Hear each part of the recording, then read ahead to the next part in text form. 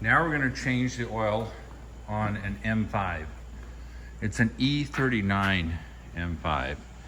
The year is 2000, and it is an exquisite car. I mean, trust me. I think it has like 60,000 miles on it, but it was kept in the Pacific Northwest, apparently by an airline pilot. And it's 6-speed manual, V8. The rod bearings have not been done. But, you know, there's a controversy on that. So today we're going to do an oil change on this one, but we're going to use a little tool, an OEM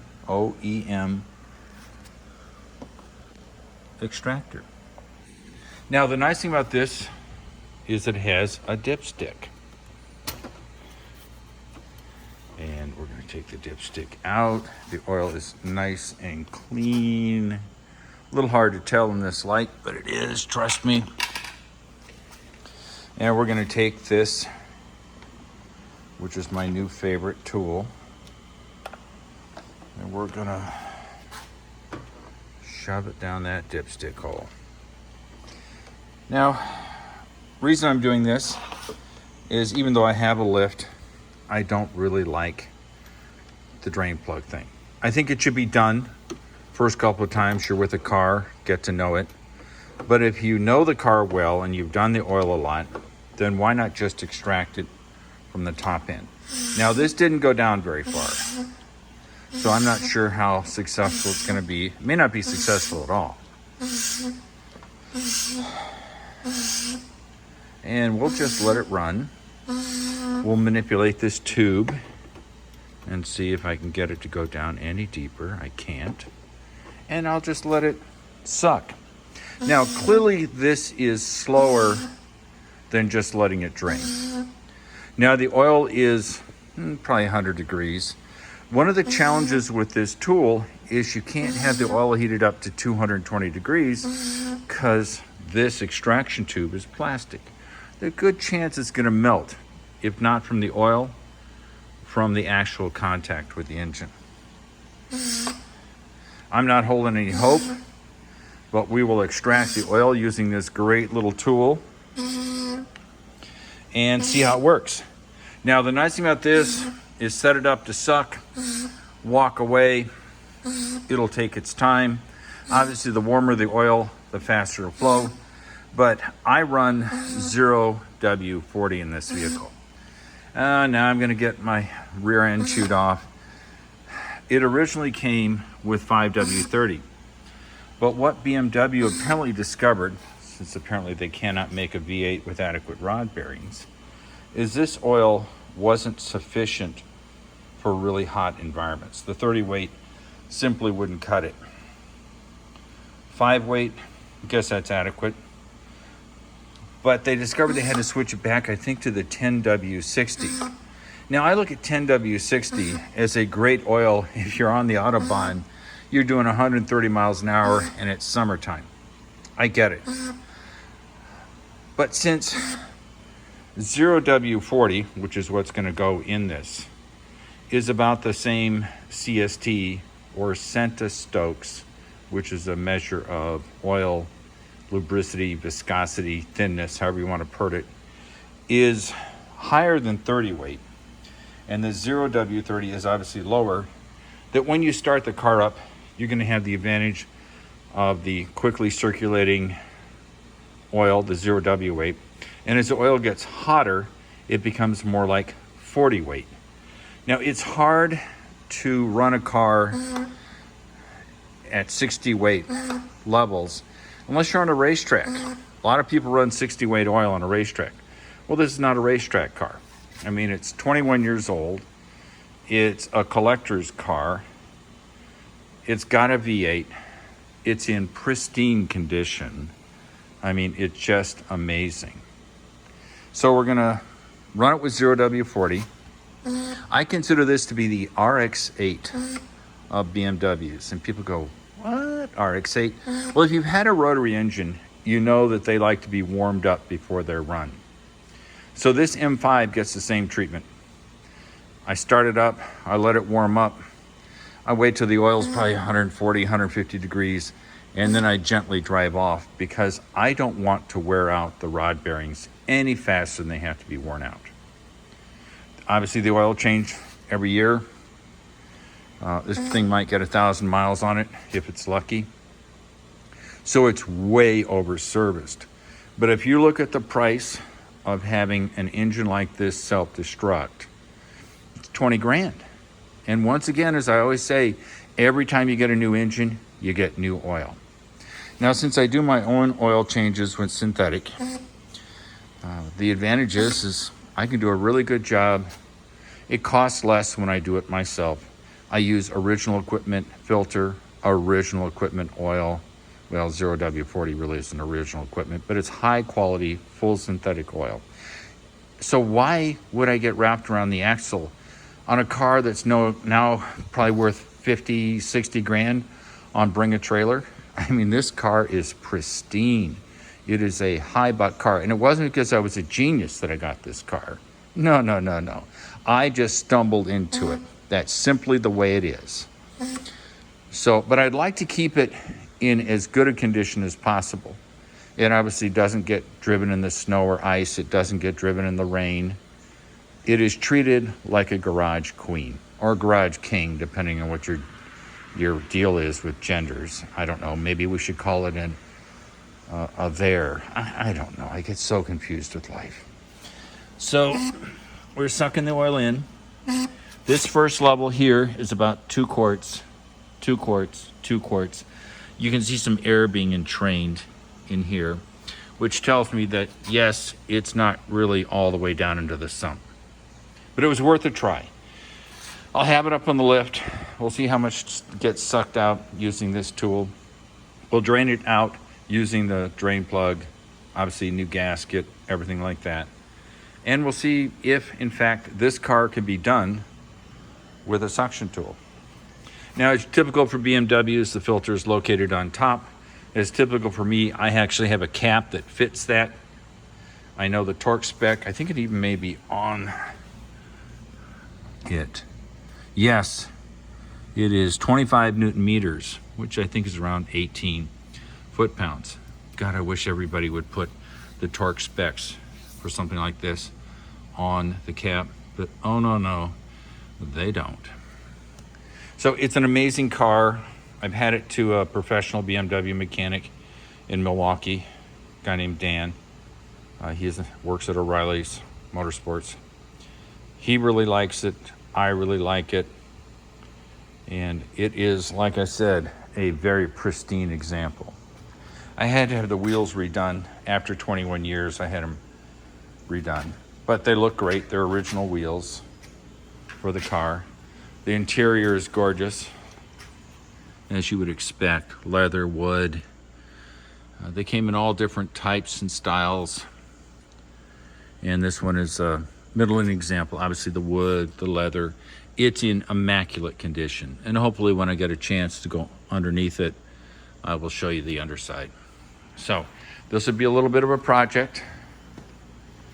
All the fluids have been changed. Brake fluid, power steering fluid, radiator fluid. The brakes have been bled. It's what I do. All the filters have been changed. Fuel filter, air filters, you name it, all been changed. New spark plugs, because that's what you do to a car that's 2 decades old. Don't assume everything's fine. That's just a silly thing to do. Transmission fluid's been changed. Rear diff fluid's been changed. Just maintain it, because like I said, when it breaks, when you seize a caliper, when the master cylinder on the brakes goes bad, you're gonna get new brake fluid. So why not just do it now? And the Germans, for better or for worse, like doing brake fluid every couple of years. And I agree with that. It took me a long time to agree with having the brake fluid bled every 2 years. But given the price of components, calipers, master cylinders, and everything else, I'm not sure why you wouldn't. It's cheap to do if you do it yourself. And I obviously do it myself because it's something I can do. So with cars like this, fresh coolant, just maintain it. It's better to give it a little more fluid and a little more maintenance than it might necessarily need than to go the other way, because they're not making these things anymore. And this is a pristine example. Like I've said 20 times before, it's amazing. No corrosion. It is in sweet condition. And it would be a real shame to take a 400 horsepower, I think it's a 3.9 liter V8, naturally aspirated, individual throttle bodies, and ruin it because I wanted to save 50 bucks. It never makes any sense to me. And like I said, cars like this and bring a trailer are very pricey now. There are fewer and fewer of them in condition like this. It's never been hit. The body is mint. The wheels are mint. The underside is mint. It's a beautiful car. So I take care of it like it's a beautiful car, like I would do anything that I respect. And we'll let this experiment go along. You can see now that we're about almost 4 liters, 4 quarts. We're getting there. We'll see how it works out. Okay. That's about 1, 2, 3. That's about 6 quarts. And when you pump it up, you see how the tube is clear and it's sucking air and a small amount of oil. So we've hit the maximum withdrawal of oil using this system. Get it on a lift, see what oil's left. All right, as per the routine, this is a 36 millimeter socket on top of the oil filter cap. It is 25 Newton meters to tighten it, which is about 18 foot-pounds, just so you know that. I always like to know what the torque should be before I do anything. Unscrewing it, same idea with all BMWs or anything with this design. You want to break the seal here at the top, and that way the air can come in and replace the oil as it drains down into the crankcase, assuming there's any oil to drain down. Take that off.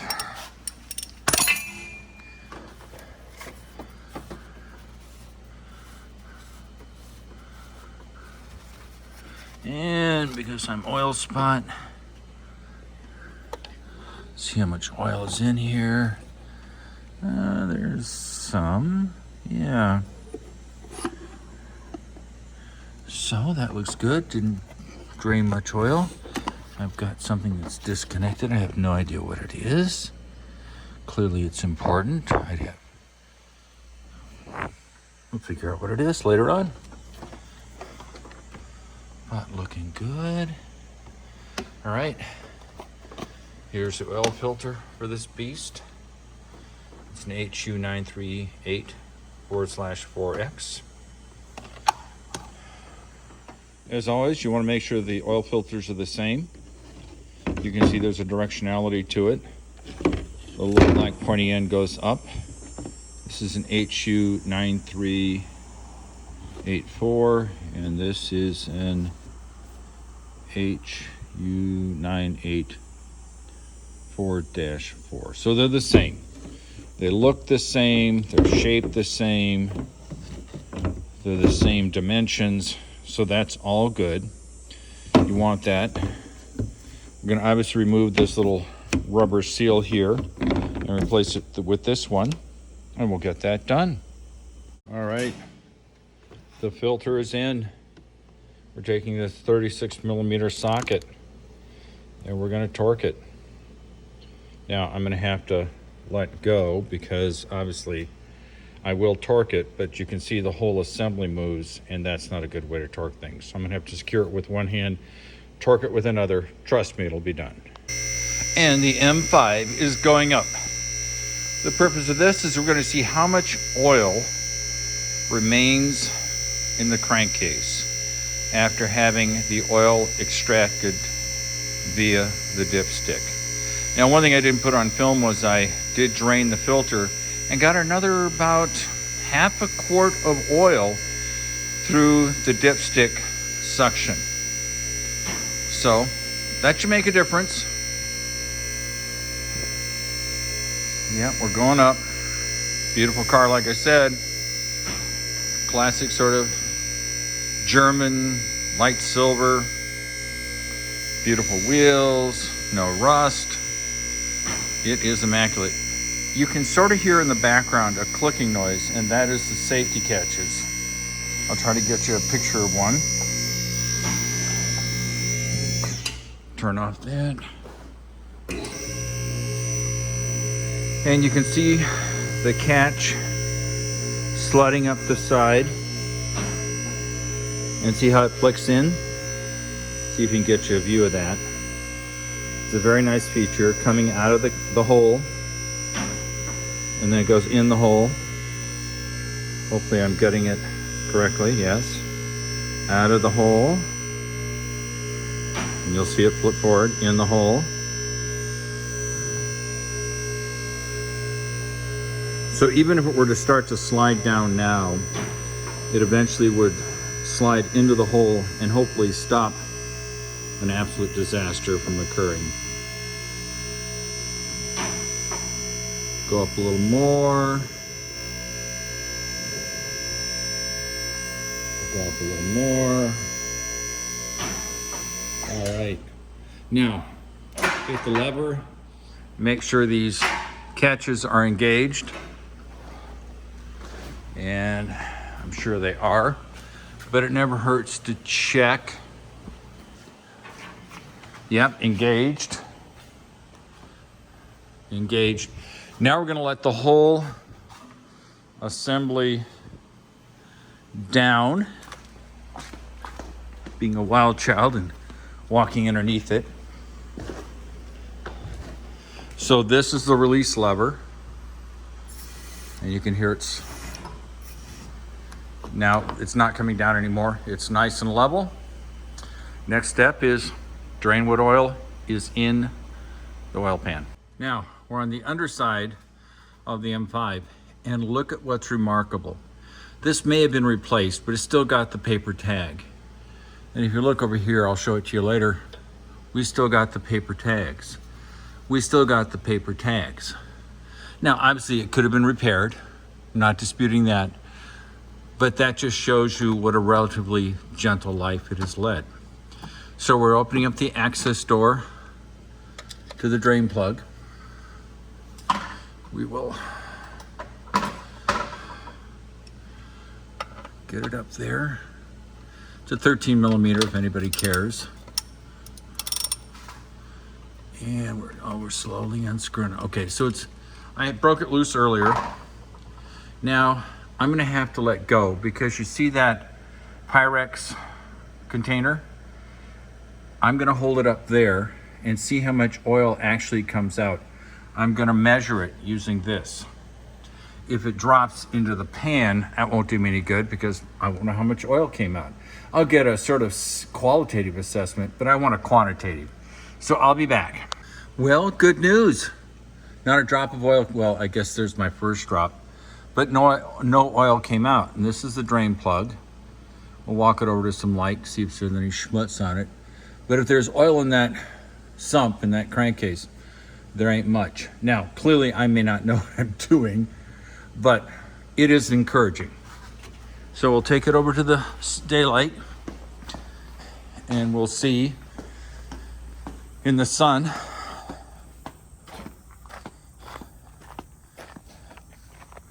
a little bit of stuff on it, nothing tremendous, a little bit of junk. So at least on this vehicle so far, there appears to be no reason to put it on a lift to drain the oil because the suction extractor takes all the oil out. Well, now we put the cover back on. I think this is a replacement. That's what I'm guessing. I can't imagine it would come from the factory that way, and given how old the car is, I suspect this got broken or lost. These may be new lower control arms. It's still nice though that everything's still intact. I'm sure this was replaced. I can't really tell. It's got some grime on it. It's been there for a while. That's been there for a while. Everything looks pretty good. No obvious oil leaks. I suspect the oil up there is from me being a slob putting fluid back in, but I will keep an eye on it. But it all looks really good. Exhaust looks good. That's where the tranny is. See if we can show some light up there. Yeah, that looks good. I did the tranny last year. Filled it with fluid. Yeah, no obvious leaks. Nothing dramatic. Exhaust looks good. This thing in front of you is a hoist. So I moved it in order to drain the oil. It's very nice. Allows me to lift the car up so I can get it off the wheels, which is one of the shortcomings of 4-post lift. And yes, it's an expensive option. I'm not going to dispute that. But it's really nice to be able to be underneath the car and be comfortable and secure. Yeah. But I think what you can witness here is there's no rust, there's no corrosion. It's an incredible example. I mean, look at the wires, look at the exhaust system. There's some superficial corrosion, but that's about it. And same thing back here. Looks really good. The rocker panels look good. Fuel tank, exhaust. It just all looks very good. And when I bought this car, it was in the dealer's showroom. And of course, I was sliding around on my butt, on my back, trying to look at it, but I couldn't see anything that really gave me any cause of concern. I've looked at this, that what appears to be wetness, it's not. I have no idea what it is. Drive shaft looks good. Once again, exhaust system looks good. Wheels look good. The brakes were bled last year. The slide pins were greased on this car. I do that with all cars that I have. I disassemble the calipers partly and do the slide pins so that they're greased. And exhaust looks good. My guess is original. Don't know why I'm saying that, but it fits perfectly. Everything looks good. There's no parts that are missing. No really shiny bolts. This is rubber suspension for the exhaust. Looks solid and tight. So all in all, very good looking car. Hope you'd be able to appreciate that from the video. Some more video. The front, there's a little scraping here, which is to be expected. All the plastic looks good. The wheel wells look great. Looks like the original paint. Everything looks real good. Obviously, if people who are M5 experts see something that causes them concern, speak up. Looks good. Looks good. Got to get my extension cord so I can actually move this light to the other side. We're scooting underneath the car again.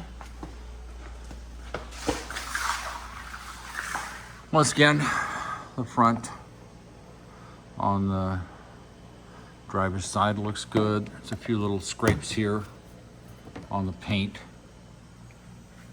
Wheel wells, hard to appreciate, but look real clean. A very clean car. Like I said, no rust. Everything looks real good. Even the points for the lifts look good. Looks real good. I think I mentioned earlier that I replaced the fuel filter, which is hidden in there, last year. For your car that's this old, probably pays to replace the fuel filter. If memory serves me right, it was fairly easy. Yeah, looking good. Looking good. I know a lot of people like to get cars that are junk I've never been part of that philosophy. I'd much rather have a really nice example and keep it looking good rather than get a piece of junk and have to have it welded and painted and all these parts replaced. Because obviously a 21-year-old car, parts are not really that available. So it's just easier to get a car that's pristine than it is to spend 20 grand making a junk car sort of pristine. So that's the look. Turn off the camera. All right, now it's time to put the oil in. Overall, I got about 6 to 7 liters or quarts. It's roughly the same for me. Sorry for my European friends who might get upset, or Canadians. You know, people get angry about all sorts of stuff. But once again, the oil neck, I'm looking inside. It may be hard to appreciate, but that chain. Now I'm gonna do the oil. You see I'm doing the 0W40, full synthetic, liquid moly. I've already put the oil filter in. I always inspect the oil filler cap area on the valve cover. Chain looks clean, it looks tight. I don't see any real schmutz. I don't see any varnish. It looks really good to me, and that's always important because it's sort of like doing a physical exam on a person. You know, people can tell you, oh, I'm fine, it's great, it's great, it's great. But when you lay hands on a patient medically, you learn a lot. You just learn a lot because you can feel what the tissue looks like, the skin, the color. Well, the same thing is true with cars. A good mechanic can look at a car and already have a sense of what's going on. I'm not a good mechanic. I'm not even close to being a good mechanic. But I know enough now that I'm going to carry on a conversation with people. So this 1 quart I'm going to put in with the video rolling. But the 5 quart one or the 5 liter one, no way I'm going to get that in while trying to use an iPhone to take the picture. It just isn't going to happen. So, bye.